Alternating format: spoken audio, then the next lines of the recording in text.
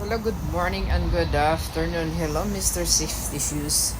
So, ngayon, nandito na naman ako para bumili ng safety shoes ko dahil sira na yung safety shoes ko. So, yun, palitan natin siya ng bago. Ayan, pili-pili muna tayo. Punta tayo doon sa dulo dahil nandun yung safety shoes na gusto natin. So, hindi muna tayo kung anong mas maganda at sa magaan at saka yung anti-fatigue na safety shoes ang kunin natin dahil para hindi masyado mangalay yung bente natin. So, kailangan natin ng magaan at saka yung anti-fatigue na shoes. So, yun, iba't ibang kulay, iba't ibang brand ng safety shoes. So, kailangan natin ng magandang brand at saka matibay-tibay. Dahil yung paa ko ay parang paa ng luya, masyadong malaki.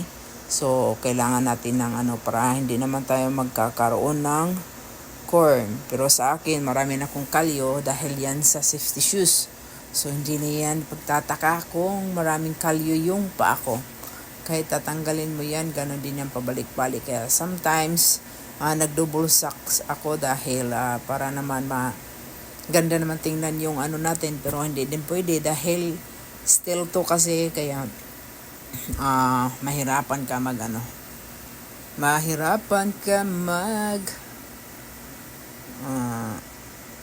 iwas ng mga corn. So yan, hindi pa ako masyado nakapili pero lahat naman magaganda.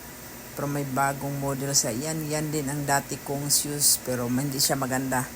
Mahal siya pero yung gilid niya madalis pag itutupi mo siya madali siya mag-crack. Kaya goodbye Ken, next time. So try ko ulit yung yung Timberland kasi last time Timberland yung shoes ko. Kaya ito ang bago ngayon nila na model. So try natin, why not, 'di ba? Para naman komportable yung paa natin kasi yung paa ko ay wide talaga. Hindi ko pwedeng masikip kaya kailangan ko talaga siyang wide ang shoes ko para madaling kumilos. At saka para hindi na madagdagan ang corn ng paa ko. Charot. Kaya yan ang natripan ko. Mura siya ngayon, nag-sale. Pero, sige lang, kunin natin. Kasi mas gusto ko siya kasi magaan. Magaan talaga siya. Okay guys. Salamat ng marami. Try natin ang Timberland Pro. Bye.